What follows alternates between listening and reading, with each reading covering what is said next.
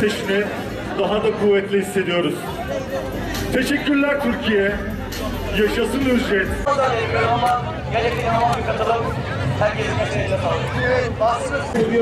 Eğer ki heyecanı seviyorsanız biraz daha ana sahnenin önüne doğru gelin.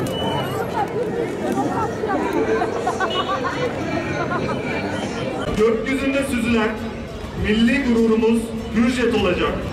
Bu muhteşem uçak, Türk mühendislerinin ve teknisyenlerin ağır teri ve emeğiyle üretilmiş, tamamen yerli ve milli bir projedir. Hürjet, uçak tasarımı için çok kısa sayılabilecek 5 yıl gibi bir sürede büyük bir titizlik ve azimle tasarlandı. Geçen sene gökyüzüne ilk kez Gözlerimizi gökyüzünden ayıramadığımız muhteşem hava gösterileri, insanın derinliklerine dalış yaptığımız ayaklarımızı yerden kesen en güzel tüneli.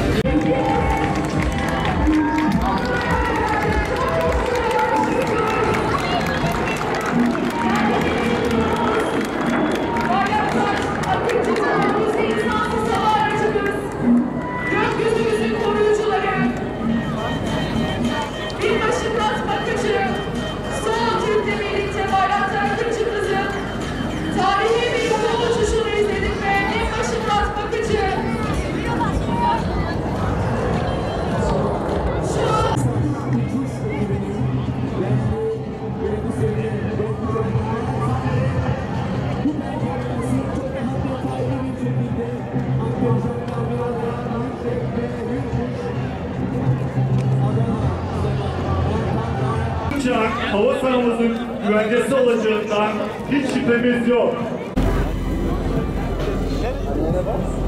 Türk Hava Kuvvetleri'nin envanterindeki